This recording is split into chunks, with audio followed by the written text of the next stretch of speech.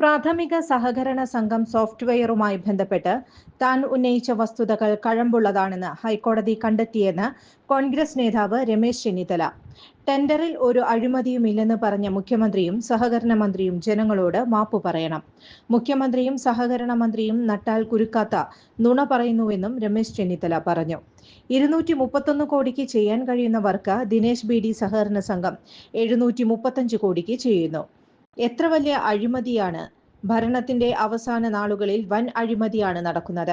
UDF വന്നാൽ ഉദ്യോഗസ്ഥർക്കെതിരെ നടപടിയുണ്ടാകും. അഴിമതി ആരോപണങ്ങളിൽ മുഖ്യമന്ത്രിയും മന്ത്രിയും യു-ടേൺ അടിച്ച് രക്ഷപ്പെടുന്നു.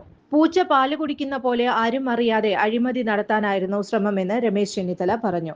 രാഹുൽ ഗാന്ധിയുടെ വനിതാ മുഖ്യമന്ത്രി പരാമർശം ഈ തെരഞ്ഞെടുപ്പിൽ നടക്കുമോ എന്ന് അറിയില്ലെന്ന് രമേശ് ചെന്നിത്തല.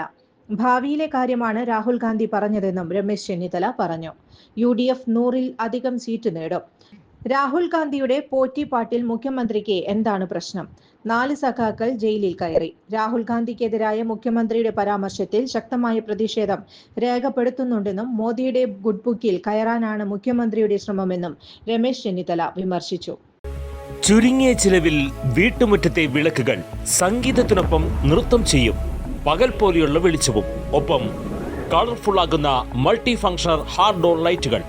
വൈദ്യുതി വേണ്ട, ബാറ്ററി വേണ്ട, പൂർണ്ണമായും സോളാറിൽ പ്രവർത്തിക്കുന്ന ലൈറ്റുകൾ.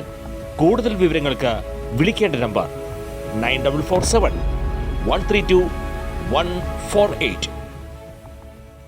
കൂടുതൽ വാർത്തകൾക്ക് ഞങ്ങളുടെ ചാനൽ സബ്സ്ക്രൈബ് ചെയ്യുക. ഫേസ്ബുക്ക് ഫോളോ അപ്പ് ചെയ്യുക. വാർത്തകൾ വേഗത്തിലറിയാൻ Anytime News.